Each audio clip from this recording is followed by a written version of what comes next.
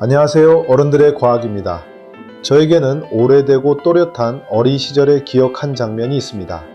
6살인지 7살인지 정확하지는 않습니다.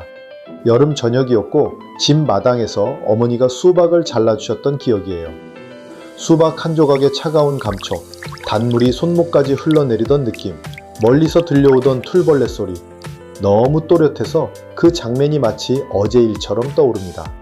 그런데 이번 편을 만들면서 제가 평생 믿어왔던 이 한 장면에 대해 불편한 의심을 하게 됐습니다.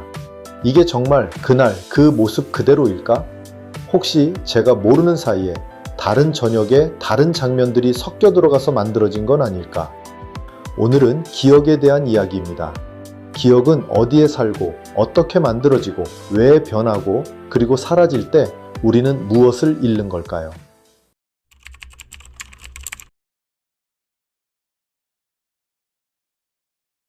질문 하나 드려보겠습니다. 만약 오늘 아침에 일어났는데 어제 하루가 통째로 사라졌다면 어떨까요? 지난주도 작년도 10년 전도 그대로 있는데 어제만 없는 겁니다. 지금부터 말씀드릴 한 사람의 이야기는 그것보다 훨씬 더 잔인합니다. 이 사람의 이름은 헨리 몰레슨입니다. 학계에서는 오랫동안 이니셜로만 불렀습니다. HM이라고요. 그가 세상을 떠난 2008년이 되어서야 본명이 공개됐습니다. HM의 이야기는 1953년에 시작됩니다. 27살, 아주 심한 간질을 앓고 있었습니다. 발작이 어찌나 심했던지 일상생활이 거의 불가능했고 어떤 약도 듣지 않았습니다. 의사는 결단을 내립니다. 발작이 시작되는 부위로 의심되던 양쪽 측두엽 안쪽을 수술로 잘라내기로 한 거죠. 거기에는 해마라는 작은 구조물이 들어있었습니다. 1953년 당시에는 해마가 무슨 일을 하는지 아무도 몰랐습니다. 그래서 떼어내는 게 큰 문제일 거라고 생각하지 않았던 겁니다. 수술은 성공했고 간질 발작은 거의 사라졌습니다. 그런데 그날 이후 HM은 새로운 기억을 단 하나도 만들 수 없게 됩니다. HM은 매일 아침 같은 의사를 만나는데 매번 그 의사를 처음 보는 사람으로 인식했습니다. 같은 잡지를 평생 새 잡지처럼 읽었습니다. 가장 가슴 아픈 건 아버지가 돌아가셨을 때입니다. 누군가 그 사실을 말해주면 그 순간 처음 듣는 소식처럼 슬퍼했습니다. 그리고 잠시 후에 다시 누군가 같은 이야기를 하면 또 처음 듣는 소식처럼 슬퍼했어요. 매번 처음으로요. 혹시 이 상황이 잘 와닿지 않으신다면 영화 한 편을 떠올려 보시면 됩니다. 크리스토퍼 놀란 감독의 2000년 작품 메멘토. 주인공 레너드가 바로 HM과 똑같은 처지였습니다. 새로운 기억을 만들 수 없어서 자기 몸에 문신을 새기고 폴라로이드 사진을 찍으며 살아가죠. 영화 속 이야기지만 그 설정은 실제 HM의 삶에서 가져온 겁니다. 그러면 HM은 모든 걸 잃은 걸까요? 사실 그렇지가 않습니다. 수술 전 기억은 거의 그대로 가지고 있었어요. 어린 시절, 부모님 얼굴, 자기 이름. 1953년 이전의 HM은 멀쩡히 살아있었습니다. 그날 이후의 시간만 사라진 거죠. 그리고 더 신기한 것이 있었습니다. 연구자들이 HM에게 거울 그리기 과제를 시켜봤습니다. 거울에 비친 자기 손을 보면서 별 모양을 따라 그리는 건데 매일 연습하면 점점 잘 그리게 되는 과제입니다. HM도 매일 연습할수록 그림이 정확해졌습니다. 손은 분명히 배우고 있었어요. 그런데 정작 HM 본인은 매일 이렇게 말했습니다. 이거 처음 해보는 건데요. 손은 기억하는데 본인은 기억을 못합니다. 같은 사람 안에서요. HM이 우리에게 알려준 가장 큰 발견이 이겁니다. 기억은 하나가 아니라는 것. 여러 종류가 있고 종류마다 뇌에서 사는 동네가 다르다는 것. 새로운 기억을 만드는 곳과 평생 보관하는 곳이 또 따로 있다는 것. 우리는 HM 한 사람의 비극에서 기억의 지도를 처음 그리기 시작했습니다. HM은 2008년에 세상을 떠났습니다. 향년 82이었습니다. 시계는 분명히 돌아갔고 머리카락은 휘어졌고 얼굴에는 주름이 생겼습니다. 하지만 그의 마음속 달력은 영원히 1953년이었습니다. 거울을 볼 때마다 그는 거울 속 늙은 남자가 누군지 알아보지 못했습니다. 자, 이제 우리는 진짜 질문 앞에 섰습니다. HM이 잃은 그것, 우리가 너무나 당연하게 가지고 있는 그것, 도대체 정체가 뭘까요? 어디에 사는 걸까요? 그리고 가장 어려운 질문 하나가 더 있습니다. 그건 이번 편 마지막에 이야기하겠습니다. 먼저 가장 단순한 질문부터 가봅시다. 기억은 도대체 뇌에 어디에 살고 있을까요? 해마라는 이름이 좀 이상하지 않으세요? 물고기 이름이 왜 뇌 안에 들어있는지. 이유는 단순합니다. 생긴 게 정말로 해마처럼 생겼거든요. 좌우측 두엽 안쪽에 새끼손가락만한 크기로 살짝 구부러진 모양이 하나씩 있는데 16세기 해부학자들이 처음 보고 그냥 해마라고 부르기 시작했습니다. 그런데 이 작은 덩어리가 우리의 어제와 오늘과 내일을 이어주는 가장 중요한 다리입니다. HM이 양쪽 해마를 잃자마자 새 기억을 만들지 못하게 됐다는 것이 그 증거였죠. 그런데 한 가지 의문이 남습니다. HM은 분명히 거울 그리기는 점점 잘하게 됐잖아요. 손은 분명히 뭔가를 배웠는데 그건 또 어떻게 된 일일까요? 이걸 이해하려면 먼저 알아야 할 게 있습니다. 기억이라는 게 한 종류가 아니라는 사실입니다. 가장 간단한 것부터 가봅시다. 방금 누군가 전화번호를 불러줬다고 해보세요. 종이에 적기 전까지 머릿속에 잠깐 붙들고 있는 것. 이게 단기 기억입니다. 길어야 몇 초, 몇 분이면 사라집니다. 그 다음은 장기 기억입니다. 어제 저녁에 누구를 만났는지, 초등학교 담임 선생님 성함이 뭐였는지, 이런 건 시간이 지나도 남아있죠. 그런데 이 장기 기억 안에서도 또 종류가 갈립니다. 하나는 우리가 말로 설명할 수 있는 기억입니다. 나는 어제 아내와 식당에 갔다. 파리는 프랑스의 수도다. 이걸 서술 기억이라고 부릅니다. 또 하나는 말로 설명하기 어려운 기억입니다. 자전거 타는 법, 젓가락 쓰는 법, 운전할 때 핸들 돌리는 감각. 이건 머리가 아니라 몸이 알고 있는 거예요. 설명하라고 하면 막상 어디서부터 말해야 할지 모릅니다. 이걸 비서술 기억, 그 중에서도 절차 기억이라고 부릅니다. 이제 HM의 거울 그리기 미스터리가 풀립니다. HM이 잃은 건 서술 기억을 새로 만드는 능력이었습니다. 오늘 거울 그리기를 했다는 사실은 기억하지 못한 거죠. 하지만 비서술 기억, 그러니까 손이 동작을 익히는 능력은 멀쩡히 살아있었습니다. 비서술 기억은 해마가 아니라 손해나 기저액 같은 다른 영역에서 처리하거든요. 해마를 잃어도 그 영역들은 그대로니까 손은 계속 배울 수 있었던 겁니다. 본인은 한 번도 안 해본 일이라고 말하면서요.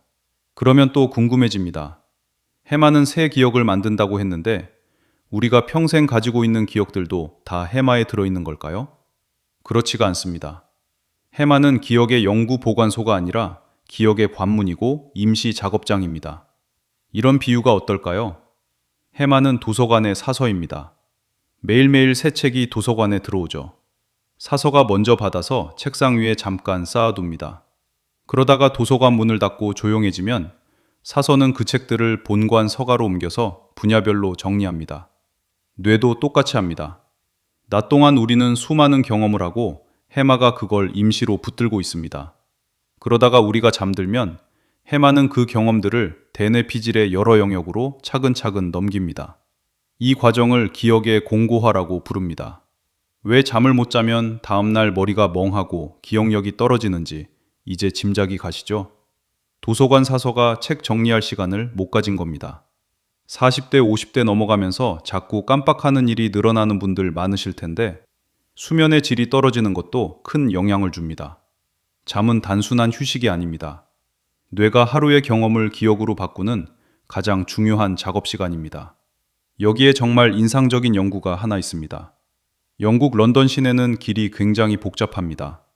격자 모양으로 깔끔하게 정리된 도시가 아니라 수백 년 동안 자연스럽게 만들어진 골목길이 거미줄처럼 얽혀 있어요. 런던 택시기사가 되려면 시내의 약 2만 5천 개 거리와 주요 건물 위치를 GPS 없이 전부 외워야 합니다. 이 시험 이름이 그냥 지식이라고 불립니다. 평균 합격까지 3, 4년이 걸리고 그것도 떨어지는 사람이 더 많습니다. 2000년에 엘리너 맥과이어라는 신경과학자가 이 택시기사들을 데려다가 MRI로 뇌를 찍어봤습니다. 결과가 놀라웠습니다. 택시기사들의 후방 해마가 일반인보다 평균적으로 더 컸던 겁니다. 게다가 경력이 길수록 더 컸어요. 20년 운전한 기사가 5년 운전한 기사보다 더 컸습니다. 경험이, 학습이, 뇌의 물리적 구조를 실제로 바꾼다는 뜻입니다. 물론 한 가지 조심해야 할 게 있습니다. 원래부터 해마가 큰 사람이 길을 잘 외워서 택시기사가 됐을 가능성도 있거든요. 그래서 맥과이어 팀은 같은 사람을 시간을 두고 추적 관찰했습니다. 택시기사 시험을 통과한 사람들의 해마가 시험 전보다 시험 후에 실제로 커져 있었어요. 40대, 50대, 60대가 되어도 뇌는 변할 수 있다는 뜻입니다. 이 이야기는 시리즈 마지막 8편에서 한 번 더 다루겠습니다. 자, 다음 질문으로 가봅시다. 해마가 기억을 만들고 옮긴다는 것까지 알았습니다. 그런데 기억이 만들어진다는 게 도대체 뇌 안에서 물리적으로 무슨 일이 벌어진다는 뜻일까요? 이 질문에 대한 답은 80년 전 한 캐나다 심리학자가 처음 내놨습니다. 그리고 그 답은 80년 후 인공지능의 출발점이 됩니다. 여러분이 어제 본 영화 한 장면을 떠올려 보세요. 배우의 표정, 음악, 그 순간 느꼈던 감정. 이 모든 게 어딘가에 저장돼 있으니까 떠올릴 수 있는 거잖아요. 그런데 그 저장이라는 건 뇌 안에서 어떤 모습일까요? 서랍에 종이를 넣어두는 것처럼 어딘가에 그림 파일이 들어있는 걸까요? 아닙니다. 기억의 정체는 조금 더 이상하고 조금 더 아름답습니다. 이 편을 잠깐 떠올려 봅시다. 뉴런들은 시냅스라는 작은 틈을 사이에 두고 서로 연결돼 있다고 했죠. 한쪽 뉴런이 신호를 쏘면 신경 전달 물질이 그 틈을 건너서 다음 뉴런으로 메시지를 전달합니다. 그런데 여기서 중요한 사실이 하나 있습니다. 이 시냅스 연결의 강도는 고정되어 있는 게 아닙니다. 같은 두 뉴런 사이라도 어떤 시냅스는 신호가 잘 통하고 어떤 시냅스는 약하게 통합니다. 그리고 그 강도는 시간이 지나면서 변할 수 있어요. 언제 강해지고 언제 약해질까요? 여기에 대한 답을 처음 내놓은 사람이 캐나다의 심리학자 도널드 헵입니다. 1949년이었어요. 당시에는 시냅스를 직접 관찰할 기술도 없었습니다. 헵은 순전히 머릿속 추론만으로 한 가지 가설을 제안합니다. 그 가설은 한 문장으로 요약됩니다. 함께 발화하는 뉴런은 함께 연결된다. 영어로는 Neurons that fire together, wire together 라고 합니다. 라임이 잘 맞아서 신경과학 입문서에 빠지지 않고 등장하는 문장입니다. 두 뉴런이 동시에 활동하면 그 두 뉴런 사이의 시냅스 연결이 강해진다는 겁니다. 반대로 한쪽만 활동하고 다른 쪽은 가만히 있으면 그 연결은 약해지거나 사라집니다. 이 단순한 원리가 학습의 가장 기본적인 메커니즘입니다. 예를 들어 볼게요. 어릴 때 처음 강아지를 봤다고 해보세요. 눈으로는 강아지의 모습을 보고 귀로는 멍멍이라는 소리를 듣고 손으로는 부드러운 털을 만집니다. 이때 시각, 청각, 촉각을 처리하는 뇌의 여러 뉴런들이 동시에 발화합니다. 헵의 법칙대로라면 이 뉴런들 사이의 연결이 강해집니다. 그래서 나중에 멍멍 소리만 들어도 강아지의 모습과 부드러운 털 감각이 함께 떠오르게 되는 거예요.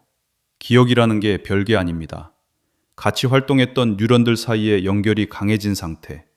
그게 기억입니다. 헵이 이 가설을 내놓은 게 1949년이었다고 했죠. 그런데 이걸 실제로 관찰한 건 그로부터 24년 뒤인 1973년이었습니다. 영국과 노르웨이의 연구자들이 토끼의 해마에 전극을 꽂고 짧은 자극을 강하게 줬더니 그 시냅스가 며칠이 지나도 더 잘 반응하더라는 겁니다. 마치 한 번 자극을 받은 시냅스가 이 신호는 중요했구나 하고 기억하는 것처럼요. 이 현상에 이름이 붙었습니다. 장기 강화, 영어로는 LTP라고 부릅니다. 흥미로운 사실 하나, 이 LTP가 관찰된 곳이 바로 해마였습니다. 기억의 정체와 기억의 장소가 같은 자리에서 만난 셈입니다. 이걸 좀 더 일상적인 비유로 바꿔보면 어떨까요? 풀이 무성한 들판을 떠올려 보세요. 처음에는 길이 없습니다.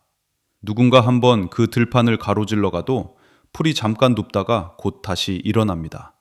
그런데 같은 사람이 매일매일 같은 자리를 지나가면 풀이 점점 눕고 흙이 드러나고 길이 생깁니다.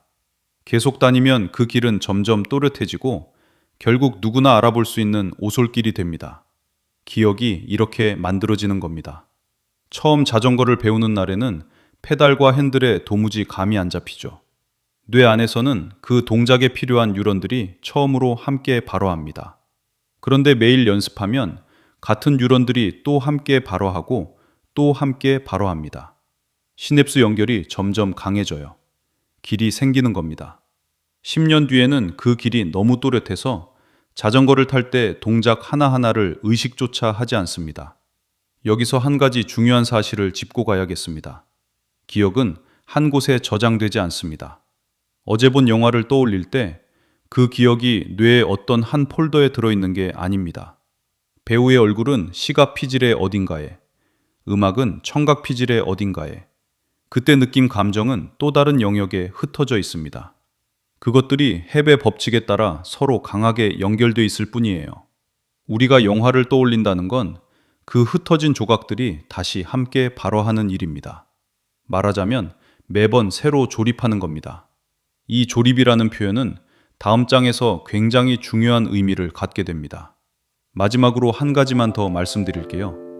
헤비 1949년에 이 가설을 내놨을 때 그는 뇌 속 뉴런이 어떻게 학습하는지를 설명하려고 했을 뿐이었습니다. 그런데 이 단순한 한 줄짜리 원리가 80년이 지난 지금 인공지능의 출발점이 됐습니다. 지금 우리가 이야기하는 챗봇이나 이미지 생성기, 그 뒤에 있는 인공신경망이라는 기술의 가장 깊은 곳에는 헤베 이 문장이 살아 있습니다. 함께 발화하면 함께 연결된다. 이 원리를 수학으로 번역하면 어떻게 되는지, 그게 어떻게 인간의 언어를 이해하고 그림을 그리는 기계로 자라났는지, 이 이야기는 다음 시리즈에서 천천히 풀어드리겠습니다. 지금 우리가 알아야 할 건 하나입니다. 여러분의 머릿속에 지금 이 순간 만들어지고 있는 기억도 80년 전 한 캐나다 심리학자가 종이 위에 적어내려간 그 한 문장으로 설명됩니다. 자, 이제 우리는 기억이 어디에 살고 어떻게 만들어지는지까지 알게 됐습니다. 그런데 여기서 진짜 불편한 질문이 하나 남습니다. 여러분이 지금 가장 또렷하게 기억하고 있는 어린 시절의 한 장면, 그게 정말 그때 일어난 그 모습 그대로일까요? 여러분의 어린 시절 기억 중에서 가장 또렷한 장면 하나를 떠올려 보세요. 생일 파티일 수도 있고, 처음 자전거를 탔던 날일 수도 있고, 가족 여행에서 본 어느 풍경일 수도 있겠죠. 머릿속에 그 장면이 영화처럼 펼쳐지시나요? 색깔도 보이고 소리도 들리고 그때의 공기 냄새 같은 것까지 떠오르실지 모르겠습니다. 그런데 그 장면이 정말 그날 그 모습 그대로일까요? 대부분 이렇게 답하실 겁니다. 당연하죠. 너무나 또렷한데요. 그런데 지난 수십 년 동안의 기억 연구는 우리가 가진 가장 큰 오해 중 하나를 깨버렸습니다. 기억은 비디오 녹화가 아닙니다. 이건 과장된 표현이 아니라 사실입니다. 3장에서 기억이 한 곳에 저장되지 않는다고 말씀드렸죠.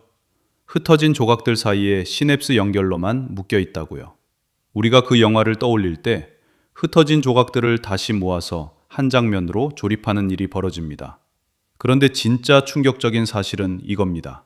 이 조립 과정은 매번 새로 일어납니다. 같은 기억을 2번 떠올리면 2번 다 새로 조립되는 거예요. 그리고 더 중요한 것, 조립할 때마다 지금 이 순간의 감정과 맥락이 그 기억 안에 살짝 섞여 들어갑니다. 기억을 떠올리는 순간, 기억은 다시 쓰기 가능한 상태가 됩니다. 이 과정에 이름이 있습니다. 재공고화라고 부릅니다. 영어로는 reconsolidation입니다. 기억은 한 번 만들어지면 끝이 아니라 떠올릴 때마다 다시 만들어진다는 뜻입니다. 이게 진짜인지 어떻게 알 수 있을까요? 여기에 굉장히 유명한 실험이 있습니다. 엘리자베스 로프터스라는 미국의 심리학자가 한 실험인데요. 로프터스는 실험 참가자들에게 그들의 어린 시절 일화 4가지를 적은 책자를 줬습니다. 그 책자는 참가자의 가족들에게 미리 받은 진짜 일화들로 만들어졌어요. 그런데 그 4가지 중에서 한 가지는 가짜였습니다. 연구진이 일부러 만들어 놓은 거예요. 내용은 이런 거였습니다. 당신은 5살 때 동네 쇼핑몰에서 길을 잃었습니다. 한참을 울다가 친절한 노인이 부모님 계신 곳까지 데려다 줬습니다. 물론 일어난 적 없는 일이었습니다. 그런데 결과가 어땠을까요? 참가자의 약 4분의 1이 그 가짜 사건을 기억해내기 시작했습니다. 처음에는 글쎄요 하다가 며칠 지나서는 아, 맞아요. 그때 정말 무서웠어요. 이렇게 말하기 시작합니다. 심지어 어떤 사람들은 그 노인의 옷차림을 묘사하기도 했어요. 회색 셔츠를 입었던 것 같다. 안경을 쓰고 있었다. 목소리가 부드러웠다. 존재하지 않았던 사람의 옷차림을 너무나 생생하게 기억하는 겁니다. 그리고 본인은 그게 가짜라는 사실을 전혀 의심하지 않습니다. 진짜 자기 어린 시절 기억과 방금 만들어진 가짜 기억을 구별하지 못합니다. 이 실험이 알려주는 건 굉장히 무거운 사실입니다. 기억의 생생함과 기억의 진실성은 다른 문제라는 겁니다. 내가 또렷하게 기억한다고 해서 그게 정말 그대로 일어난 일이라는 보장은 없습니다. 이게 학문적인 호기심으로 끝나는 이야기가 아닙니다.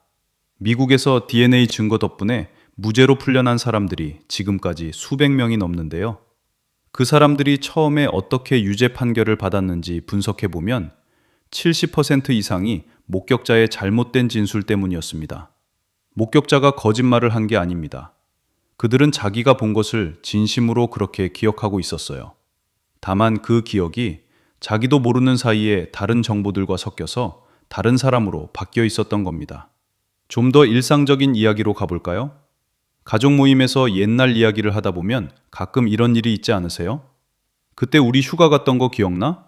비가 엄청 왔잖아. 무슨 소리야. 그날 날씨 진짜 좋았어. 사진도 있는데. 같은 자리에 있었던 사람들이 같은 사건을 다르게 기억하는 거죠. 이게 누가 거짓말을 하는 게 아닙니다. 각자의 뇌가 각자의 감정과 맥락을 섞어서 그 기억을 다시 조립한 결과입니다. 자, 이 모든 이야기를 듣고 나면 좀 허무해지실 수도 있을 것 같습니다. 내 기억이 그렇게 못 믿어온 거라면 도대체 뭘 믿고 살아야 하나? 여기에 대한 한 가지 위로가 있습니다. 기억의 재구성성은 결함이 아닙니다. 기능입니다. 만약 우리의 기억이 정말로 비디오 녹화처럼 고정돼 있다면 우리는 새로운 정보를 통합할 수 없어요. 새로운 경험에서 배울 수가 없습니다. 기억이 매번 다시 조립된다는 건 우리가 살아가면서 새로 알게 된 것들을 옛 기억과 엮을 수 있다는 뜻입니다. 이건 진화가 우리에게 준 굉장히 중요한 능력이에요. 혹시 이런 책 제목 기억나시는 분 계실지 모르겠습니다. E.H. 카의 역사란 무엇인가? 거기에 아주 유명한 한 문장이 나옵니다. 역사는 현재와 과거의 끊임없는 대화다. 같은 사건이라도 시대마다 보는 사람마다 다르게 해석되고 새로운 의미가 발견된다는 뜻이었죠. 개인의 기억이 곧 개인의 역사라면 카의 그 말은 우리 머릿속에서 매일 일어나고 있는 일이기도 합니다.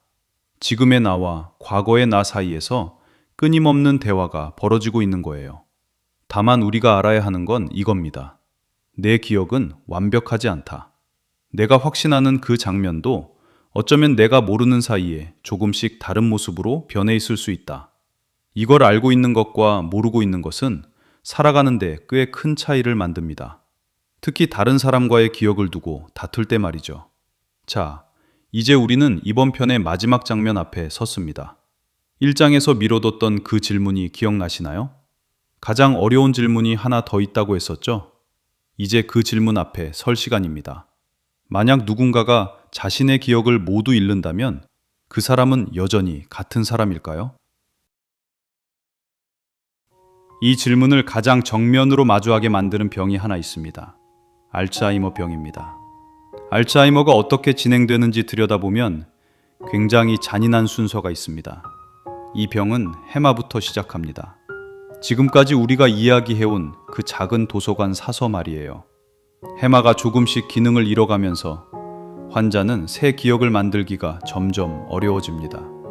오늘 점심에 뭘 먹었는지가 가장 먼저 흐려지고 방금 한 대화가 기억나지 않습니다. HM과 어딘가 닮은 모습이죠. 다만 알츠하이머는 거기서 멈추지 않습니다. 병이 진행되면서 해마뿐 아니라 대뇌피질 전체로 퍼져나갑니다. 이번에는 옛날 기억까지 사라지기 시작합니다. 가장 잔인한 건 그 순서예요. 가장 최근의 기억부터 사라집니다. 작년이 사라지고, 그 다음 10년 전이 사라지고, 그 다음 청년 시절이 사라지고, 그렇게 거꾸로 거슬러 올라갑니다. 마치 인생을 거꾸로 지워나가는 것 같은 모습입니다. 이 병의 원인으로는 아밀로이드 베타나 타우라는 단백질이 뇌 안에 비정상적으로 쌓이는 게 지목되고 있습니다. 다만 정확한 메커니즘은 아직 완전히 풀리지 않았고 치료법도 진행을 늦추는 수준에 머물러 있어요. 이 부분은 시리즈 마지막 8편에서 좀 더 자세히 들여다보겠습니다. 알츠하이머 환자를 가까이서 돌본 분들이 가끔 이런 말씀을 하십니다. 어머니가 어느 순간부터 저를 못 알아보세요. 자식의 얼굴을 못 알아보는 부모. 이건 환자도 가족도 상상하기 어려운 슬픔입니다. 그런데 흥미로운 일이 하나 있습니다. 자식 얼굴은 못 알아보는 어머니가 어릴 적에 부르던 노래는 부르실 수 있다는 거예요. 가사 한 줄 한 줄을 정확히 기억하시면서요. 손주의 이름은 모르는데 60년 전 시집 오던 날 이야기는 또렷하게 하시는 분도 있습니다. 3장을 떠올려 보시면 짐작이 가실 겁니다. 기억은 한 곳에 저장되지 않는다고 했죠? 가장 오래된 기억, 그리고 강한 감정과 함께 저장된 기억은 뇌의 여러 영역에 아주 깊이, 아주 넓게 분산되어 있습니다. 길이 너무 또렷해서 병이 그 길까지 다 지우는 데는 시간이 오래 걸리는 거예요. 그래서 알츠하이머 환자들에게서 가장 마지막까지 남는 건 가장 오래된 기억과 가장 깊은 감정인 경우가 많습니다.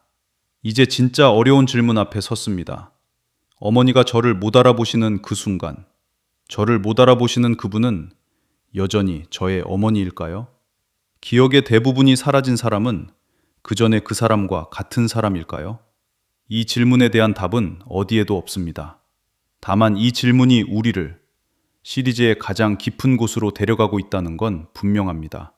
우리가 나라고 부르는 그것의 정체가 도대체 무엇인지, 뇌 안에서 그 나는 어떻게 만들어지는 것인지, 이 질문은 6편에서 의식이라는 이름으로 다시 다루겠습니다. 지금은 한 가지만 말씀드리고 싶습니다. 혹시 가족 중에 기억을 잃어가는 분이 계신 분들께요. 그분이 여러분의 이름을 잊으셨다고 해서 여러분에 대한 무언가가 그분 안에서 완전히 사라진 건 아닐 수 있습니다. 이름은 가장 최근에 학습한 정보예요. 가장 약한 길이고 가장 먼저 지워집니다. 하지만 그분이 여러분을 안고 키우셨던 그 손의 감각, 함께 듣던 음악, 자장가, 같이 있을 때의 안온함, 그런 것들은 훨씬 더 깊은 곳에 있습니다. 말로는 못 꺼내실 수 있어도 손을 잡으면 반응이 오는 경우가 있는 게 그래서입니다. 기억은 우리 생각보다 훨씬 입체적이고 훨씬 끈질깁니다. 오늘 우리는 HM이라는 한 사람의 이야기에서 출발했습니다. 해마라는 작은 도서관 사설을 만나봤고, 헵이 1949년에 적어내려간 한 줄짜리 원리가 어떻게 우리 안에서 매일 새 기억을 만드는지를 봤고, 그 기억이 얼마나 못 믿었고 동시에 얼마나 인간적인지를 봤습니다. 그리고 기억을 잃는다는 게 무엇인지 잠깐 들여다봤습니다. 기억은 완벽하지 않습니다. 새로 만들어지고 다시 조립되고 잊혀지고 때로는 사라집니다. 매번 다시 만들어지는 기억이야말로 우리가 지금 이 순간 살아있다는 증거일지도 모릅니다. 그런데 한 가지 흥미로운 사실이 있습니다. 오래 남는 기억에는 공통점이 있어요. 강한 감정이 실린 사건은 평생 잊히지 않습니다. 첫사랑의 한 장면, 큰 슬픔의 한 순간, 큰 기쁨의 한 자리. 이런 것들은 수십 년이 지나도 어제 일처럼 떠오르죠. 감정이라는 게 도대체 뭐길래 기억을 그렇게 단단하게 만드는 걸까요? 그리고 우리가 흔히 말하는 이성적인 판단이라는 것, 그게 정말로 감정과 분리된 무언가일까요? 다음 편에서 감정에 대한 우리의 가장 큰 오해를 들여다봅니다. 수박 이야기로 시작했죠. 그 장면이 진짜인지 아닌지 사실 저는 영영 알 수 없을 겁니다. 어머니께 여쭤본다 해도 어머니의 기억도 어머니의 방식으로 다시 조립되고 있을 테니까요. 이번 편을 만들면서 가장 마음이 오래 머물렀던 부분은 HM이 매일 아침 의사를 처음 만나는 사람으로 인식했다는 대목이었습니다. 어제가 없는 삶이라는 게 어떤 모습일까 한참을 생각했습니다. 그러다 문득 우리도 어떤 의미에서는 매일 새 기억을 다시 조립하며 살아간다는 사실이 떠올랐었습니다. 어쩌면 HM과 우리의 차이는 생각보다 크지 않을지도 모르겠습니다. 다음 편은 감정에 관한 이야기입니다. 이성과 감정이 정말 반대편에 있는 것인지 아니면 우리가 생각해온 것이 큰 오해인지 다음 영상에서 이어가겠습니다.